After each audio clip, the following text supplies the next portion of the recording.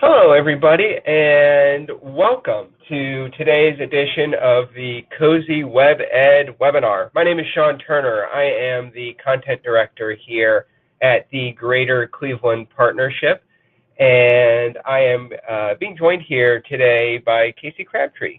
She is the president of the Northeast Ohio chapter of the American Marketing Association, and Cose is going to present on today's webinar edition, which we've titled Effective Social Media for Audiences Over the Age of 35.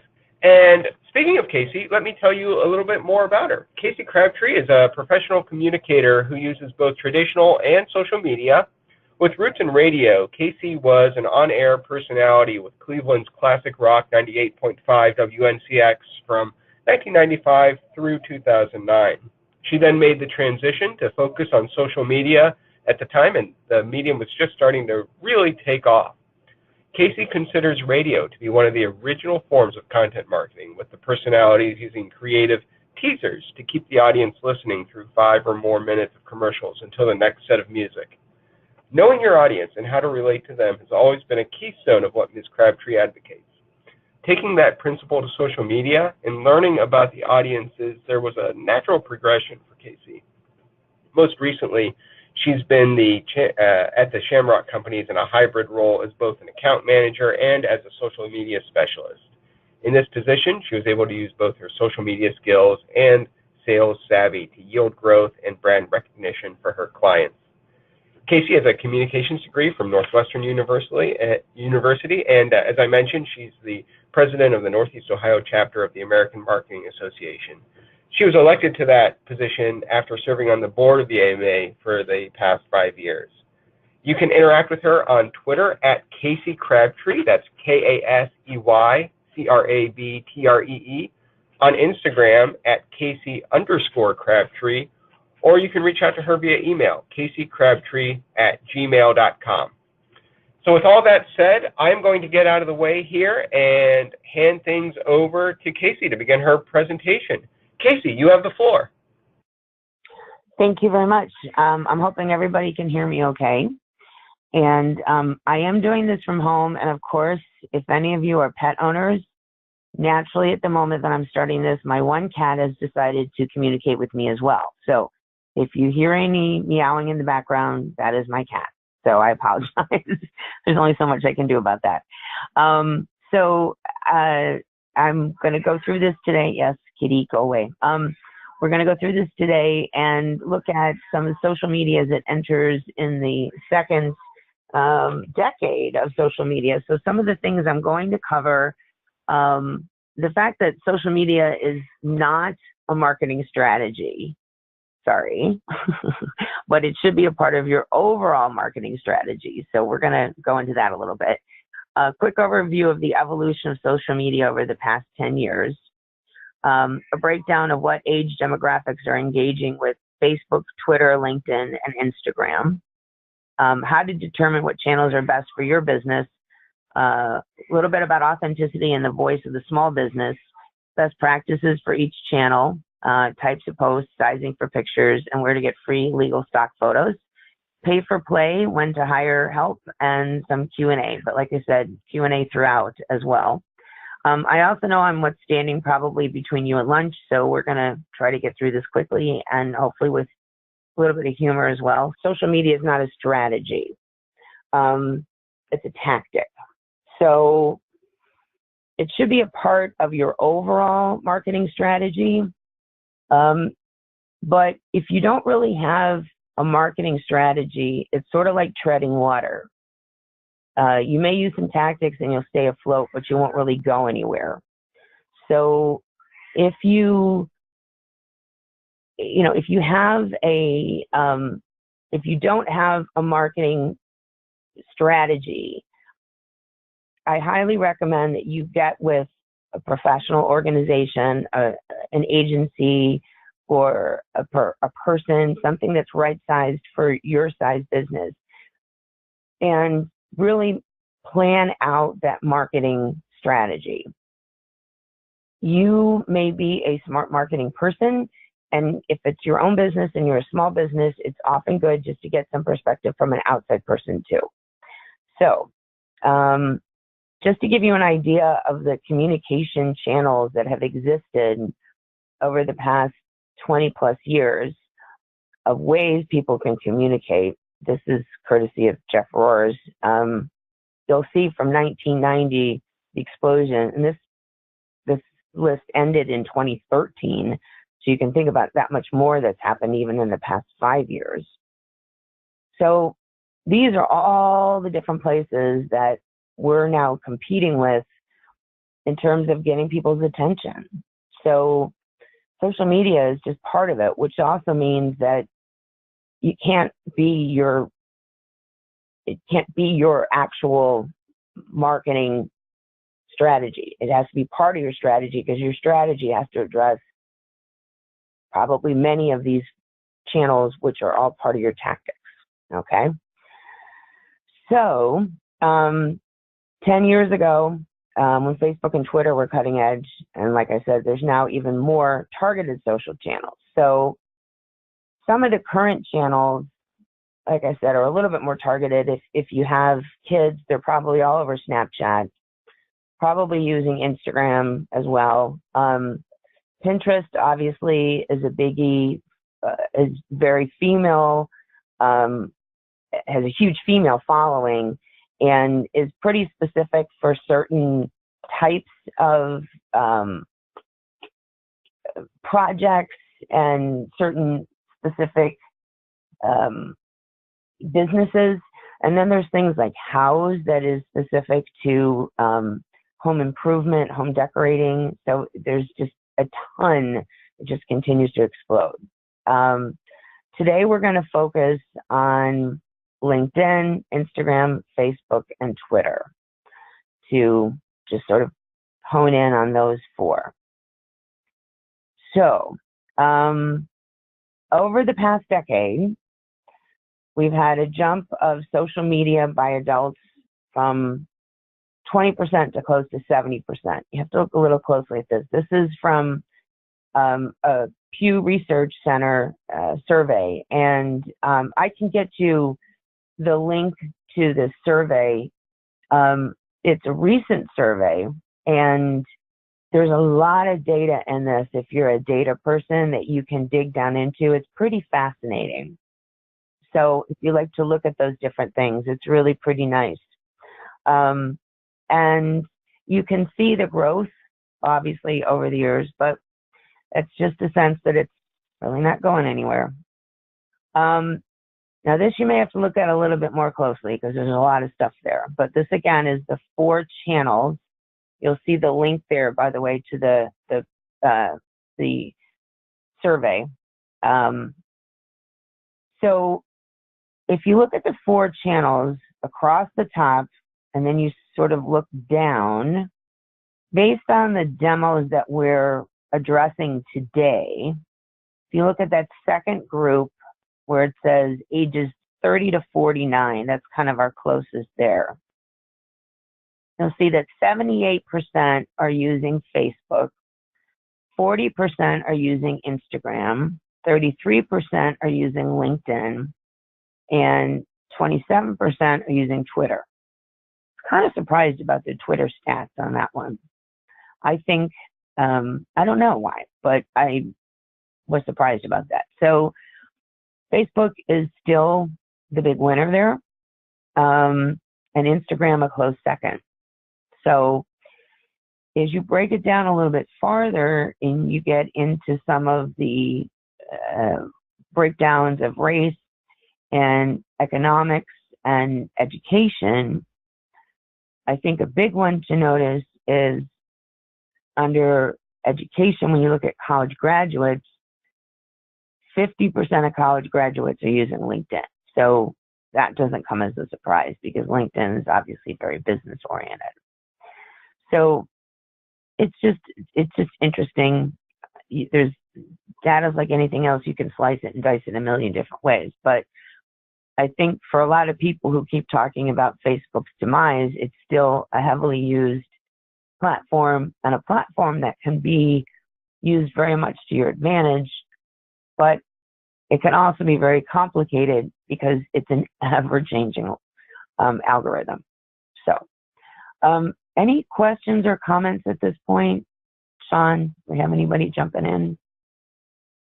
Yeah, we do have one question. As we talk about the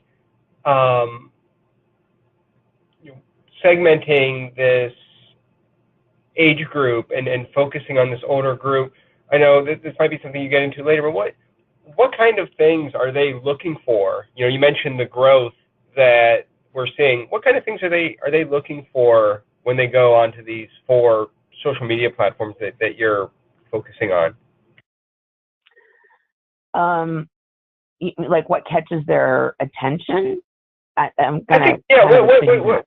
Right. How do you capture their attention? Maybe they're looking. Maybe what catches their eye is something that is different than would capture someone's eye if they were in their 20s.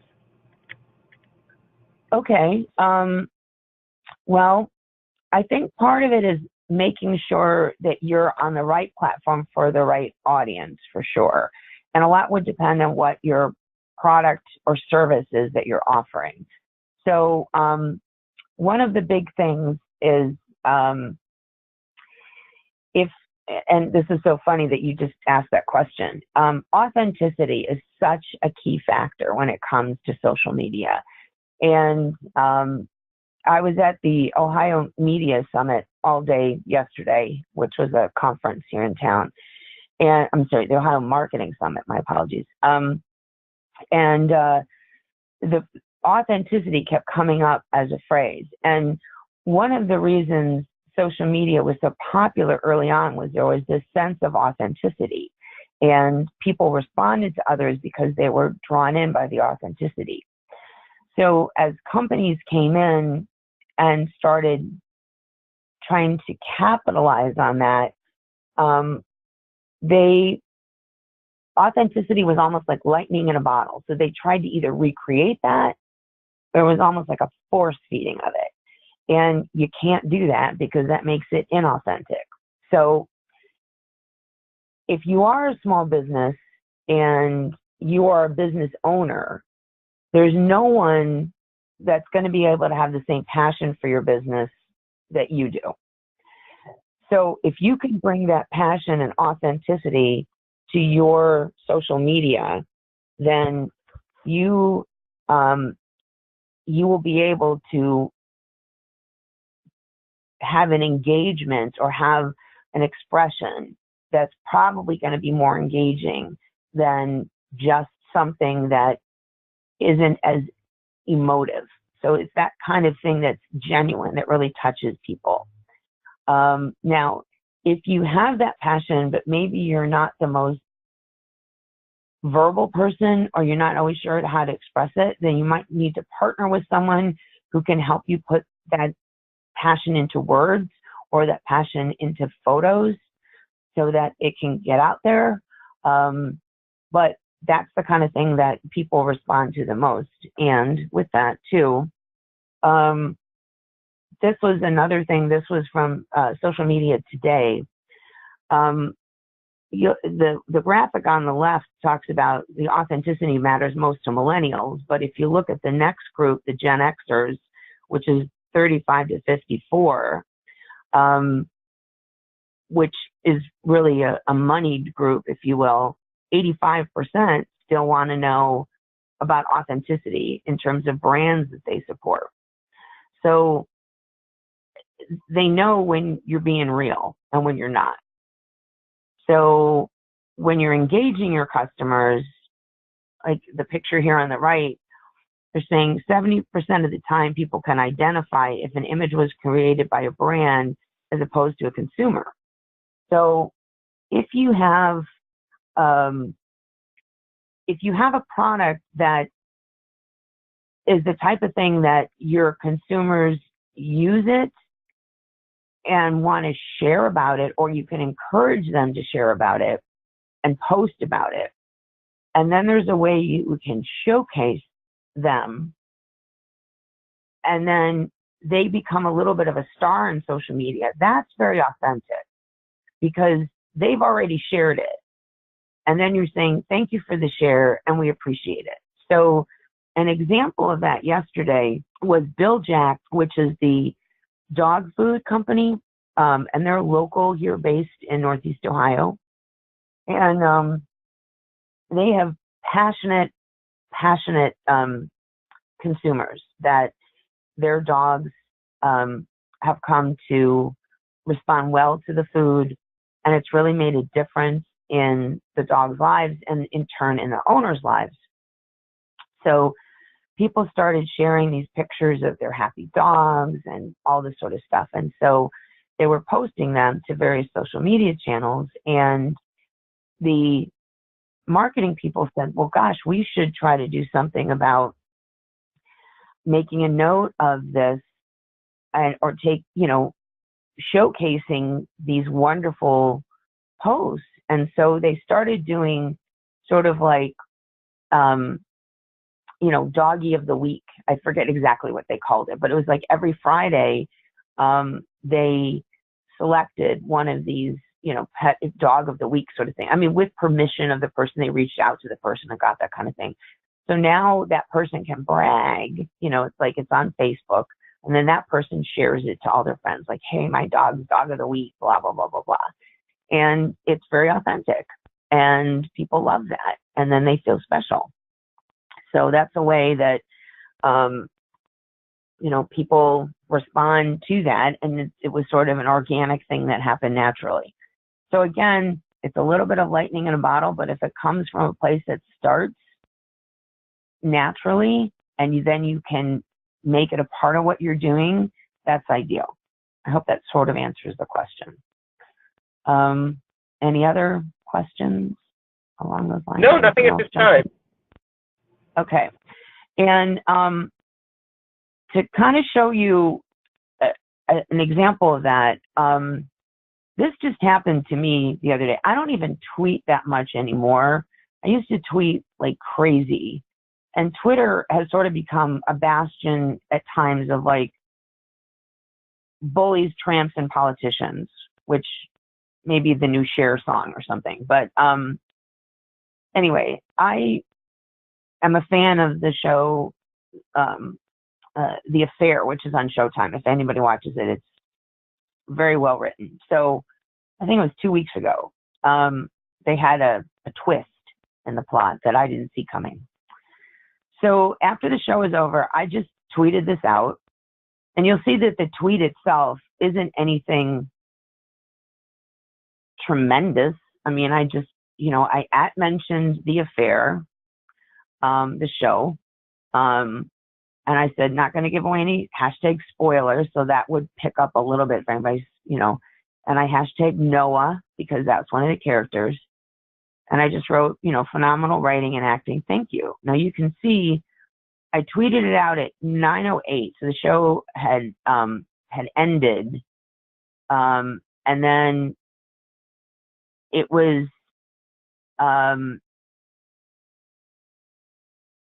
you can see some of the retweets and stuff. So over the course of 2 weeks, these are the impressions I got from that one tweet, which was amazing. And none of it was retweeted from Showtime or anything. These are just people who responded to my tweet, and people retweeted it and stuff. So it was a genuine emotion that I had that apparently was being shared by a lot of people. And I didn't even know these people who were retweeting it. So if you can be genuine in your feelings and stuff can happen that it touches other people, boom. So sometimes you have to kind of take off that businessy facade, which is scary at times, and allow yourself to be a little bit vulnerable in a way. It's a little difficult with business. You don't want to be too vulnerable, but if you can let that real part of you out, people do respond. So this one shocked me. I was like, geez, so that happened. So some best practices for posting pretty much on any of the channels. Authenticity, what you're saying, brevity. So most people are looking at stuff now on their mobile devices. So they're flipping through everything. So you got to kind of get to the point. this was the best thing ever for me because I needed editing so bad in everything I wrote. So, and Twitter, of course, went from 140 characters to, 280. So that's a lot easier, but it was the best thing ever for me to learn how to edit myself. Get to your point early in the post, again, for the same sake that everyone's busy, everyone's just flying through everything. If appropriate, try to ask a question to encourage engagement. So maybe you're making a statement. It could even be something as simple as, well, what do you think? Or which do you prefer? Or something like that. If appropriate, be sure to have a call to action. If it's something relative to your product, you don't want to be too salesy in your post, but if there is something that's in there, make sure there's a clear call to action of what you want people to do. And always make sure that you tag people or company and hashtag whenever possible, because that's going to up your exposure and up your interest as well. And then knowing as far as the different channels and then the voice for the channels, Facebook is a friendly type place. It's building community. You have your option for your longest posts. It's a great option to post video, and you want to post it natively, which means you go into sort of the backside and you post the video there so that you can post it onto your page itself. Use some sort of visual with each post. Just don't post verbiage because no one will ever see it. And quite frankly, if you're not putting money behind any kind of important post as a business, it'll never be seen because that's Facebook's algorithm right now. And I'll talk to you a little bit more about that. And you may need help and you may need to hire a professional to help you with that. LinkedIn obviously is business. That's more professional. You can show some of your personality. Again, it depends on what type of business you are, how relaxed you want to get. If you are an attorney or an accountant, people are going to expect you probably to be a little bit more buttoned up, if you will. If you're a creative person, they might want you to be a little bit more relaxed and expressive. Obviously, it's essential to have a personal LinkedIn profile if you're a business person, and LinkedIn is a great option for posting job openings in your company. A lot of people are looking at LinkedIn for jobs now. Twitter, if a lot of people are still, I'm surprised how many people I've talked to and they still don't understand Twitter. So people have to follow you for you to be heard. If you've never tried Twitter before, just do a practice Twitter thing. So like set up a different Gmail account, come up with like a fun, safe name that doesn't mean anything. I just made up a fake name there, and follow people and observe. So you can get a feel for how Twitter works, the give and take. And you're only going to see the people that you follow as well. So you can follow the people that you like, and then just be smart and avoid talking politics, religion, and sex, unless those are the things you really want to talk about. And to be safe, talk things like sports and pets. Everybody loves hearing about pets or whatever. Or food. People love talking about food. Instagram, of course, is photo-based. Same thing, they have to follow you to be seen, except Instagram, people really look and review things with hashtags, and they search a lot via hashtags. So a lot of people can find your images with hashtags on Instagram. You don't want to overpost. Really, you don't want to overpost on any of them, but, and with Instagram, I recommend to keep the photos a little bit more of universal interest. Like, I wouldn't necessarily put a ton of your family on there unless the only people following you are your family. But, if people don't know you, I mean, an adorable picture of a baby is always an adorable picture of a baby, but just use discretion. So, and you don't always necessarily want tons of pictures of your children everywhere on the internet anyway. Of course, always make sure you're cropping your photos for the best framing. use the filters, and then hashtag to be found as well. Any other questions on those ones there? We do have a question, Casey. Yes. One of the audience members has asked, what is the best use of hashtags? Should it be broad categories like hashtag business, or should you try to be more specific? Hashtags are really interesting. It sort of depends on what you want to have accomplished with your post. So on LinkedIn, for example, I could see hashtags are sometimes a little bit more general because people choose on LinkedIn topics they want to follow, and the topics they follow tend to be a little bit more general. And LinkedIn can sometimes put that in your feed based on that. So it might be things like marketing or business or things like that. I'm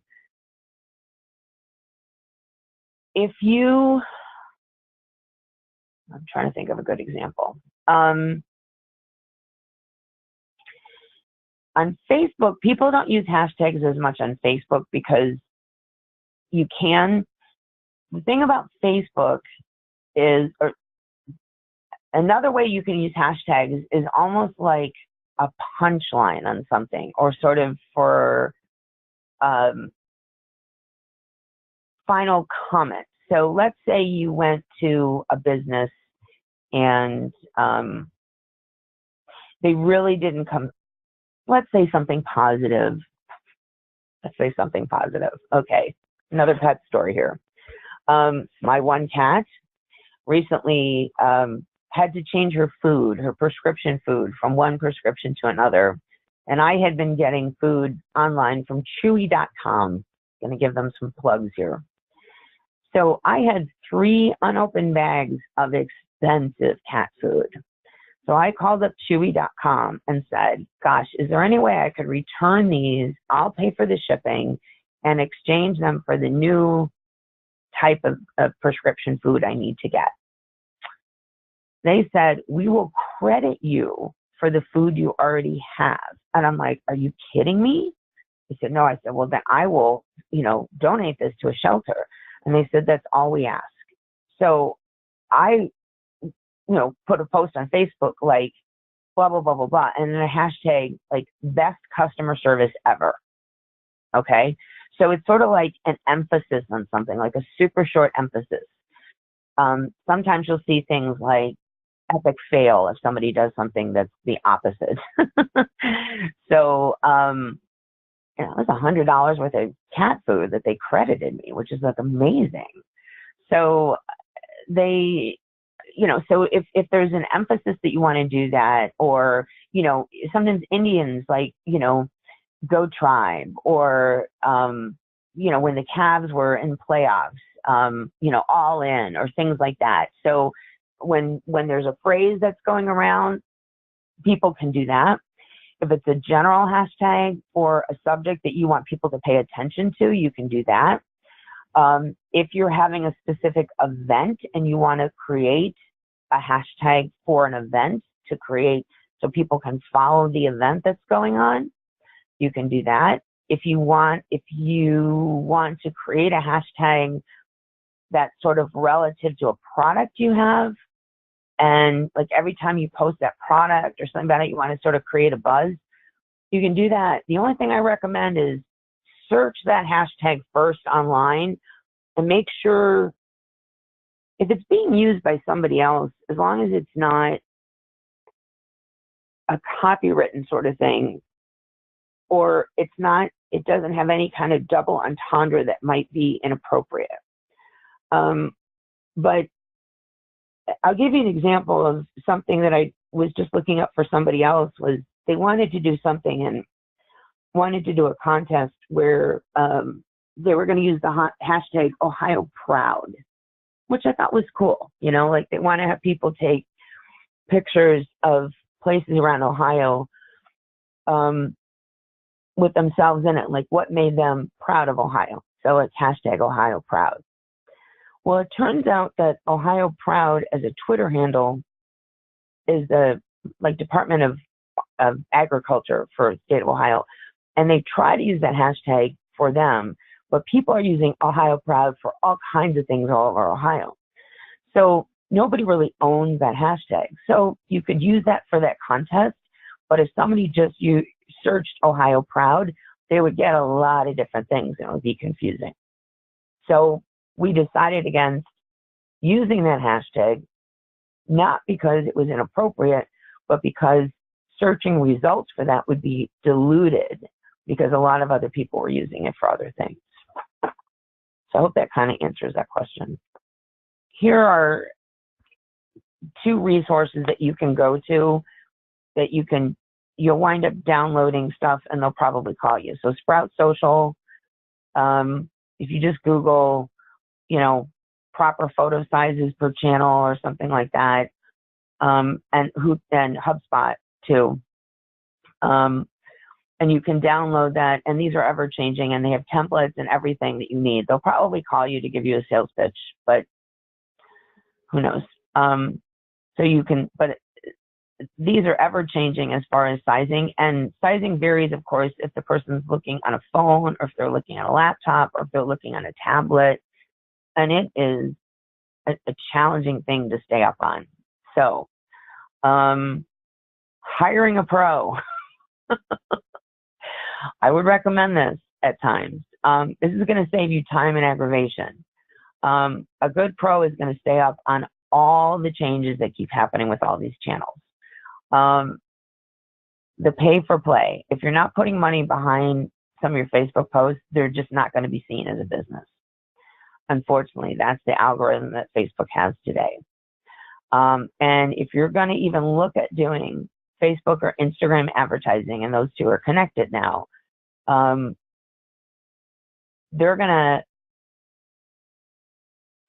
you could try to do it on your own. It can be very challenging. I've gone to, and Facebook will do this periodically, they will have regional free sort of mini conferences where someone from Facebook will come out and walk you through a room of 400 people, sort of how to do Facebook advertising. But they do it very quickly. There's no one-on-one, and you will never get a person from Facebook on the phone unless you have a huge account. My friend does almost all the social media for like all the 4 seasons around the world. She has a dedicated Facebook rep that she can call, but you got to be at that level to have someone to call. Otherwise, everything is via email, or not even via Messenger on Facebook, and it can be very difficult. So I know that Sean has, in the Cose list, there are different companies and agencies that are available that have social media specialists that this is what they do, is stay up on every detail of what's going on because of the technology ever changing. It's almost like, I was mentioning this to Sean earlier, that you could watch a show on TV about somebody fixing their plumbing and like, oh, that looks so easy. And then you try to do it yourself and you've ruined your bathroom. Okay. So hire a pro because they do this all the time and they know exactly what they're doing. You can do some basic posting and some basic stuff on your own, but when you really want to get into the nitty gritty and get some results, you're going to have to hire a pro because it's gotten that involved if you want to get some decent results. So if you're a small business, you want to find a right-sized pro. So you're going to find a smaller business social media person. So you might want to find somebody who's like a 1 or 2 person operation that focuses on smaller business. And they would probably be, of the right economic size for you too. Obviously, a larger business, you could go to a larger agency, that kind of thing. I had somehow a slide of mine disappeared, and I don't know how, but I wanted to mention that if you, for stock photos, free stock photos, there's a couple different places I often use Pexels, PEXELS.com, and Pixabay, PIXABAY.com. And all the photos I used in this presentation I got on those sites. So, if you don't want to pay money for Shutterstock or something, both of those are free legal stock photos. And so if you're going to be putting, photos on your site, then, on any of your channels, and you want to have a stock photo, please make sure you're using legal stock. Just don't go to Google and Google something and you might be using a copywritten photo. So you don't want to do that.